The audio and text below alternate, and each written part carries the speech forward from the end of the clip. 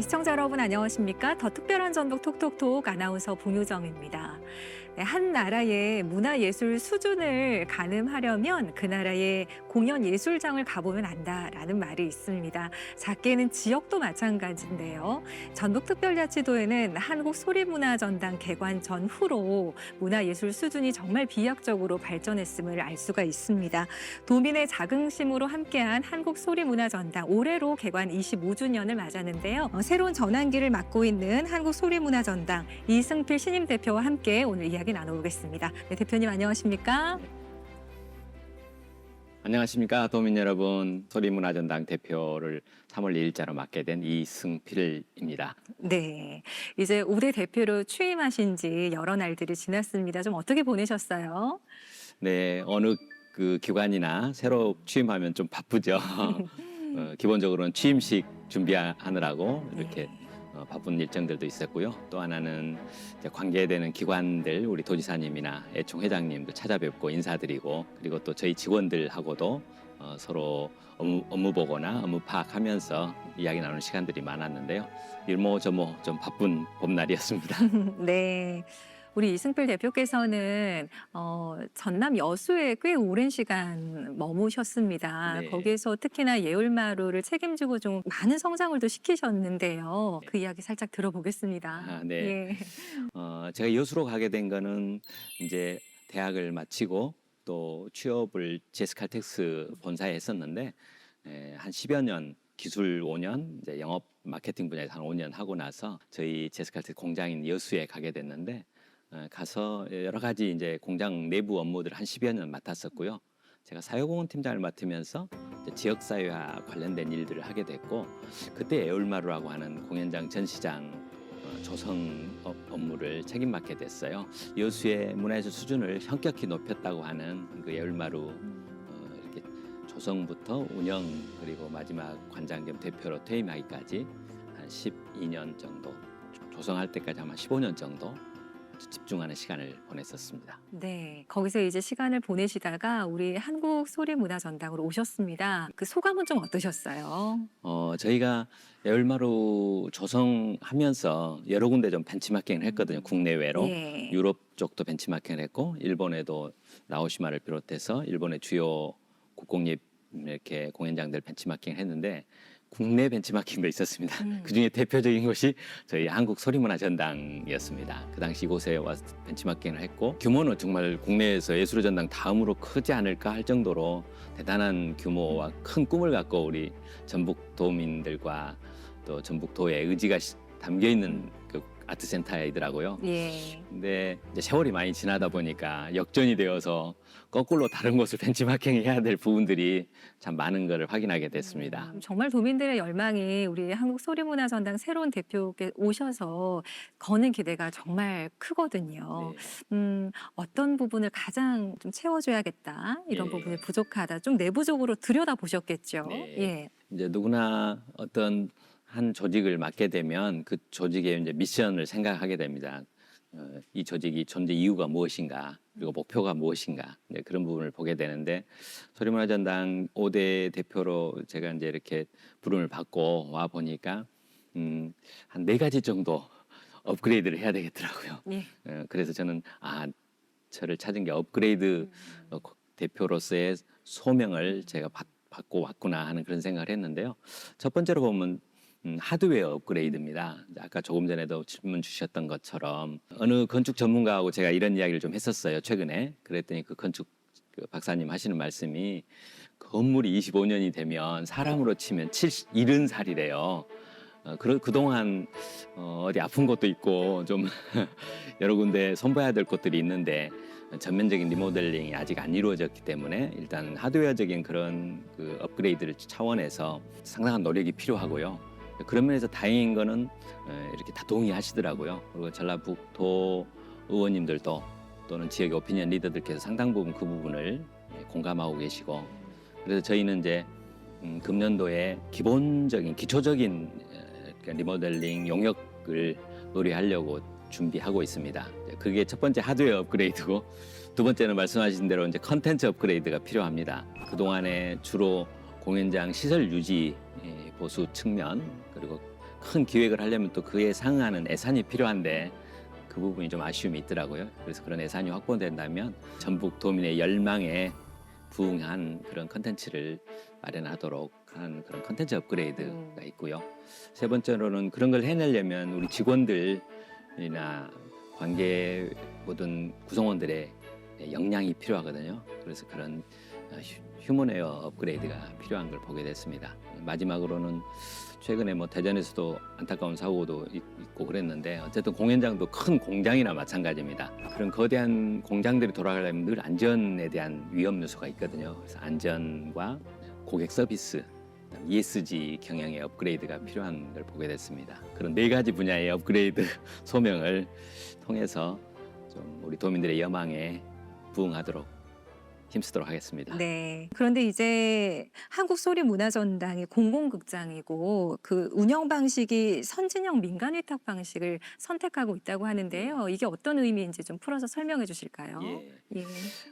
지금 아마 대한민국에 이렇게 민간 위탁 방식이 몇 케이스가 있을 수 있는데 공연장으로서는 대표적인 게 지금 한국소리문화전당이고 여수의 GS칼텍스 에울마루입니다. 예. 두 개 다 지금 위탁 그 경영을 하고 있는 셈인데요. 두 기관의 가장 공통적인 장점은 가장 합리적이고 효율적인 운영을 끊임없이 하지 않으면 안 되는 그 구조 속에 있다는 겁니다. 왜냐하면 한정된 예산을 가지고 그런 구조로 설계가 돼 있습니다. 운영 설계가. 그래서 굉장히 다른 어떤 기관보다도 낭비가 없이 효율적으로 운영되는 장점이 있습니다. 네. 반면에 효율적으로 운영하다 보면 이제 인건비는 필수적으로 들어가야 되잖아요. 그다음 시설 관리비, 전기세, 수도세를 비롯한 그런 관련된 재반, 공과 세금들이나 이런 것들은 필수적으로 또 들어갑니다. 근데 대개 시설 관리비가 한 3분의 1 들어가고요. 인건비가 한 3분의 1 들어갑니다. 나머지가 그러면 이제 공연 기획이나 전시 기획이 들어가는데 주어진 전체 금액이 항상 일정하다면 결국 어디가 줄어들겠어요? 마지막에 전시 공연이 그렇습니다. 줄어들겠네요. 인건비 줄일 수 없고 시설 관리비 줄일 수 없기 때문에 이제 기획비가 줄어들 수밖에 없는 구조가 돼요. 그런 점이 이 위탁경의 좀 제일 약점이랄까 그럴 수 있어요. 네. 그래서 끊임없이 이제 외부 자원을 펀드레이징하거나 예. 기부를 활용하거나 국가 예산 프로그램들을 활용하려는 노력을 무지 하고는 있는데 그게 좀 그래도 한계가 있거든요. 예. 그런 면에서 지금 시점에서는 이제 관계된 기관들과 함께 우리 도민들을 위해서 조금 더 예산적 그 정책적 확보가 절실한 시점이다. 저는 그렇게 보이더라고요. 네.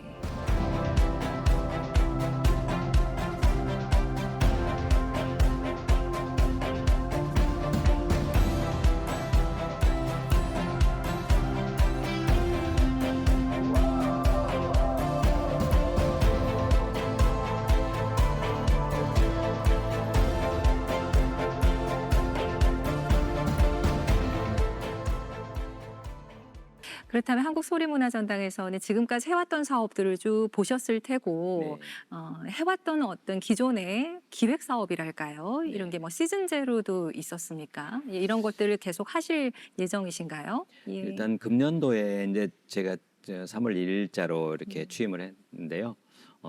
금년도 사업들은 상당 부분 사실은 작년에 벌써 세워놓은 것들이 있습니다. 이제 그런 부분들은 금년도 사업의 일관성 차원에서 쭉 지속해야 될 것 같고요. 저희 직원들이 정말 헌신적으로 노력했더라고요. 약 70여 개의 기획 공연 전시들을 했더라고요. 물론 공연장이 워낙 대극장, 이제 모악당부터 시작해서 중국장이 그다음에 소극장, 국제회의장까지 공간 자체가 일단 많기 때문에 그곳에서 충분히 일어나는 여러 가지 역동이나 전시나 공연들이 많기도 하지만 예. 저희 자체 기획 프로그램들만 또 한 70여 개 되더라고요. 그래서 열심히 하고는 있었는데 이제 우리 관객들이나 우리 전주 시민이나 또는 우리 도민들에게 딱 각인되는 이제 프로그램들이 필요하거든요.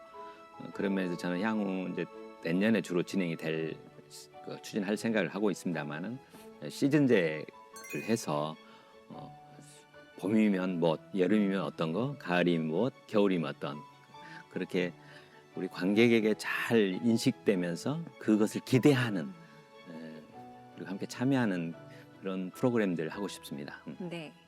여러 공연장과 전시장 있잖아요. 예. 여기만이 가지는 클럽 콘텐츠 생각해 두신 게 있나요? 예. 예. 저는 이제 크게 보면 이게 우리가 외부에서 정말 데려와서 세계적인 수준의 아티스트 작품들을 우리 도민들에게 보여드리고 또 제공해드릴 의무가 있다고 봐요. 이를테면 뭐 런던 필이나 뉴욕 필이나 베를린 필 같은 예산만 확보된다면 또는 여건만 된다면 저희는 2036년 그 올림픽을 우리가 정말 하고자 하는 꿈이 있잖아요. 그런 차원에서 그런 들여올 때 세계적인 수준의 공연들을 들여오고 싶은 네. 생각이 있고요. 또 하나는 우리가 세계로 나가는 프로그램들이 있어야 된다고 생각을 해요. 그중에 지금 나름대로 좀 시도되고 있는 게 소리킥해서 태권도와 전주, 전북의 소리가 이렇게 만나서 프로그램을 했더라고요. 흥부로도 하고 전봉준 이렇게 네. 동학과 연계해서 지금 진행 중인데 앞으로 좀 21세기형 춘향 또는 뭐 이렇게 그 우리 전북만이 가진 그런 소리들하고 연계시켜서 그런 프로그램들을 잘 제작 극장으로서 그런 걸 잘 만들어서 세계로 진출시키는 거. 그래서 들여오는 것과 나가는 것을 같이 한번 해보고 싶어요. 그렇다면 이렇게 지역에 있는 예술극장 하나가 지역을 발전시키고 각인시키는 어떤 큰 성공적인 사례들도 혹시나 그 해외 어떤 유수의 사례들도 좀 보셨을 텐데요. 네. 기억에 남는 게 있으시고 또 우리 지역과 접목할 수 있는 분야가 혹시나 있습니까? 저도 과거에 이제 공연장을 21만 평이나 되는 상당히 큰 넓은 공간에 이제 문화예술 공원을 조성하고 그곳에 10,000평 정도의 핵심 공연장을 짓되 세계적인 수준으로 짓겠다는 목표를 정했거든요. 예. 그러다 보니까 직접 가보기도 하지만 또 문헌으로도 많이 조사를 하고 그런 벤치마킹을 많이 했는데 네. 그때 많이 저희가 그 거론했던 게 이제 스페인의 빌바오였어요. 네.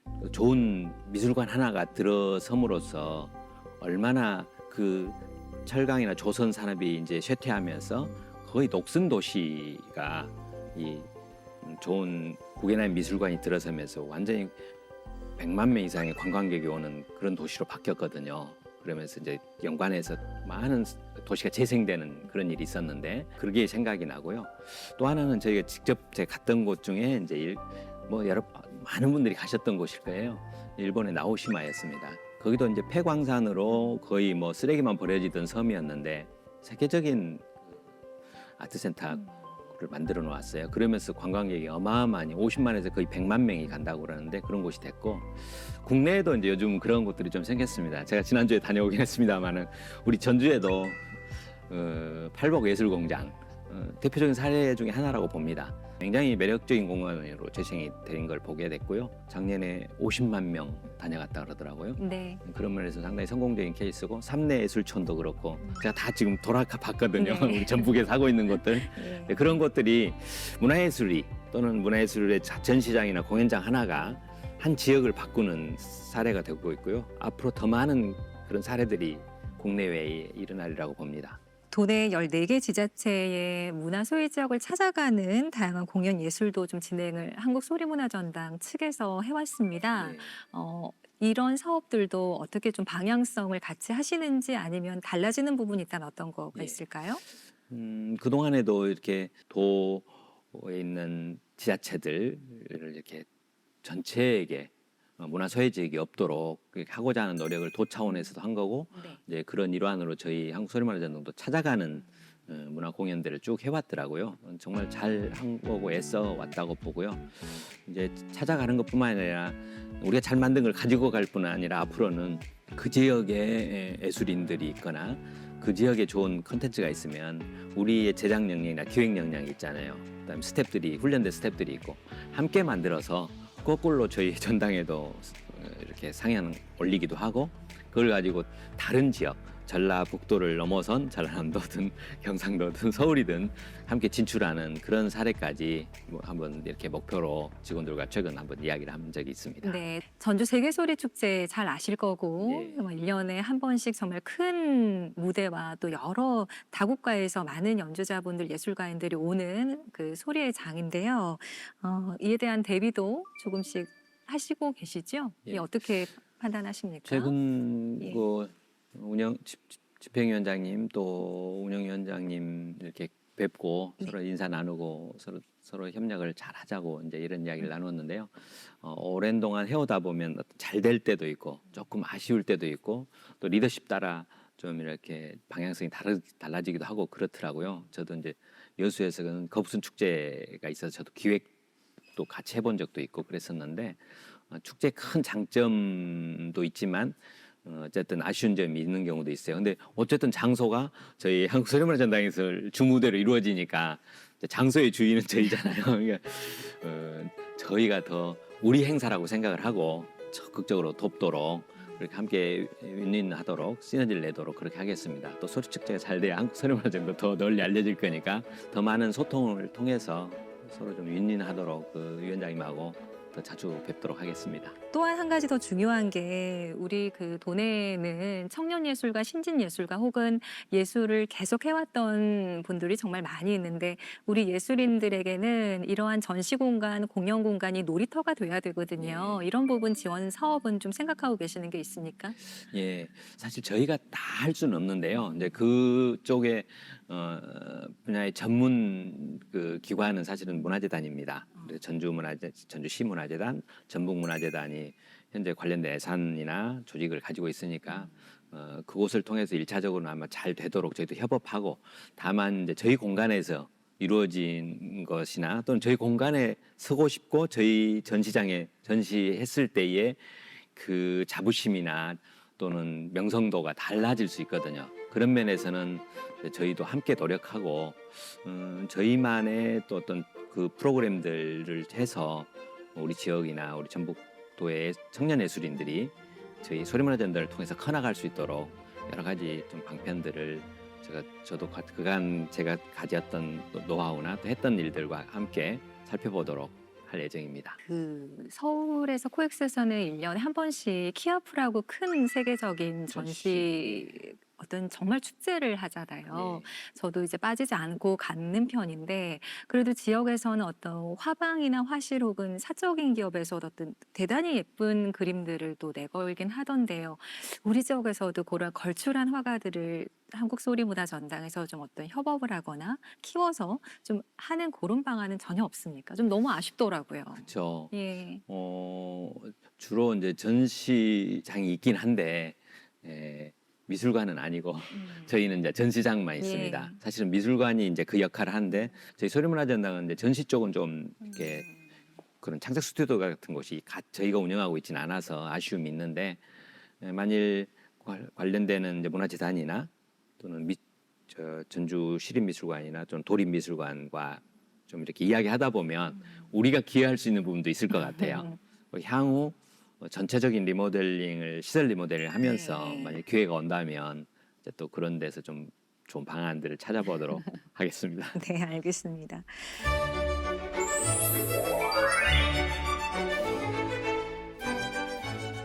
공연장도 아까 이야기하셨다시피 사업이다라고 이야기를 하셨는데요. 티켓 파워도 중요한데 초대권 없는 클린 공연장 사업이 되기가 좀 쉽지는 않으실 텐데요. 이 부분 좀 어떻게 기획하고 계십니까?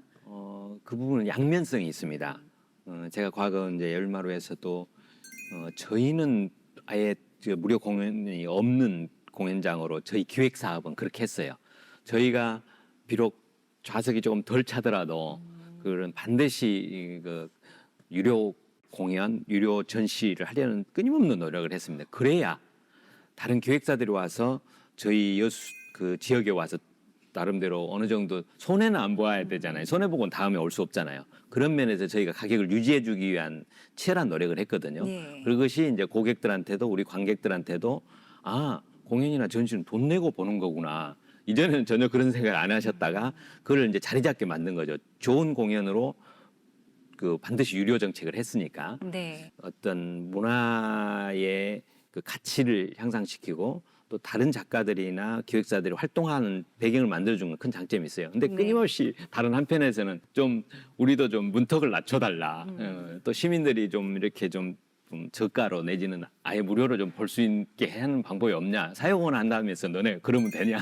그런 이야기를 끊임없이 들었습니다. 근데 여기도 유료 공연율이 낮다는 것은 다른 한편으로는 우리 도민들한테 그만큼 문화예술 서비스를 많이 하고 문턱을 낮췄다는 그 긍정적인 측면이 있고요. 문화 생태계에서는 문화예술 생태계 측면에서는 좀 취약한 측면입니다. 왜냐하면 그것이 유료화율이 높을수록 이곳에서 문화예술 사업으로 또는 그런 기획으로 생활이 되고 사업이 되어야 이곳의 예술인들이 또 기획자들이 함께 하게 되거든요. 그래서 이제 그것의 조화를 밸런싱을 어떻게 유지할 것인가, 그 비율을 어떻게 할 것인가. 이제 그게 경영자로서의 예. 제가 지역 환경을 잘 파악을 하고 또 관련된 예산까지 보면서 향후 잘 추진해 나가도록 그렇게 할 생각입니다. 서두에서 이야기를 좀 해주셨는데 그러면 전면적인 리모델링을 계획을 하고 계시는 건지 아니면 점차적으로 지금 계획을 어떻게 짜고 계시는 건지요? 이제 이렇게 두 가지 방법이 있습니다. 리모델링이 이제 홀을 착 올스톱하고 전체적으로 한번 그 리모델링 하는 방법이 있고요.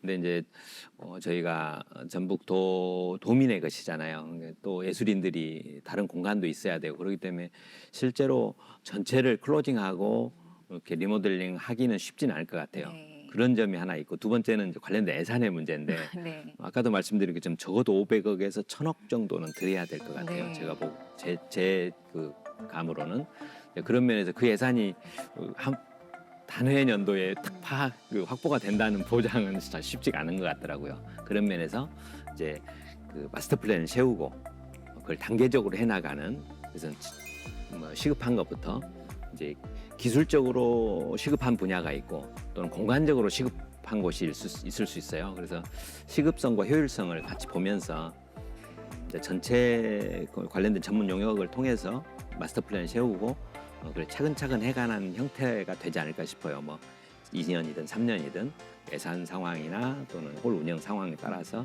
제 경험이 잘 유효하게 쓰이지 않을까 그런 생각을 해봅니다. 자, 이제 거의 마무리를 해야 될 텐데 2011년에 시인으로도 좀 등단을 하셨습니다. 네. 이제 시도 쓰세요. 예. 문화예술 어떤 그 감수성이 대단히 높으신 것 같은데요. 어, 예. 아마 어린 시절 이렇게 시골에서 음. 자란 그런 제 안에 자양분이 되지 않았을까 싶기도 한데요. 늘 이제 문학 소년이기도 했습니다. 네. 책도 막 좋아했고요.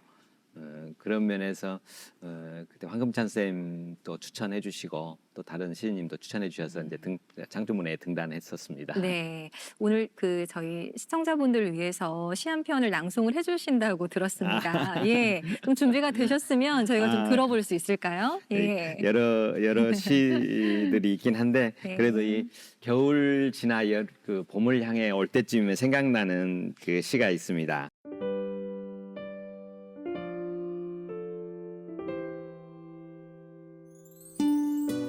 겨울산 겨울숲 이승필 잎이 져보면 안다. 지난 여름 하늘 닿을 듯 욕심 부리던 위세의 헛헛함을 잎이 져보니 안다. 햇빛 독차지하려 죽기로 싸웠던 이들도 나와 같은 나무임을 잎이 져서야 안다. 한껏 부러워 시샘나던 산꼭대기 나무가 나보다 오히려 왜소함을 잎이 진 뒤에야 안다. 잎새로 답답하던 너와 나 사이에 바람길 눈길이 있다는 것을 잎이 지고 나니 안다. 마음 어디쯤에 봄길 다독이는 겨울 숲이 왜 이렇게 눈맑은 그리움인지를. 감사합니다. 아유, 너무 잘하시고 신앙송도 자주 읊으시나 봅니다. 진짜 하실 일도 많으시고 욕심도 많으시고 또 그만큼 책임감도 정말 많은 자리에 오셨잖아요. 개인적인 목표나 바람이 또 있으실 것 같은데요. 우리 시청자분들께 마지막으로 좀 인사 부탁드립니다. 네, 시청자 여러분 이렇게 함께하는 시간 갖게 돼서 너무 행복하고요.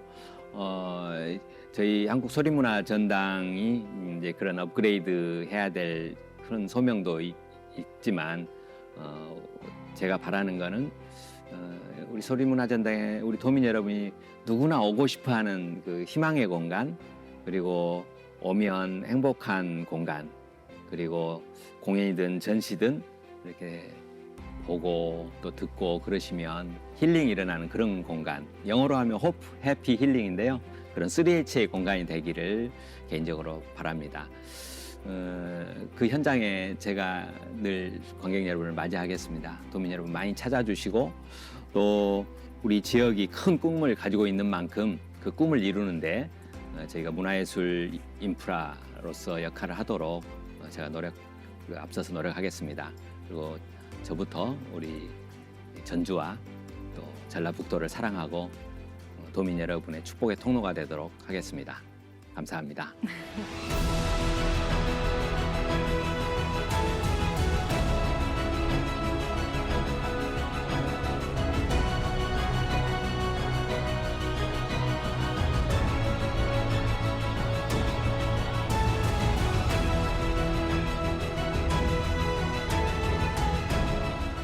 네, 더 특별한 전북 톡톡톡 오늘은 한국소리문화전당 신임 대표 이승필 대표와 함께 이야기 나눠봤습니다. 올해 개관 25주년을 맞은 한국소리문화전당 지금까지의 역사를 토대로 올 한 해 그리고 앞으로의 2, 3, 4년이 또 어떻게 성공적으로 변모할지 기대가 됩니다. 도민 여러분들께서도 큰 관심 가지고 기대해 주시면 좋겠습니다.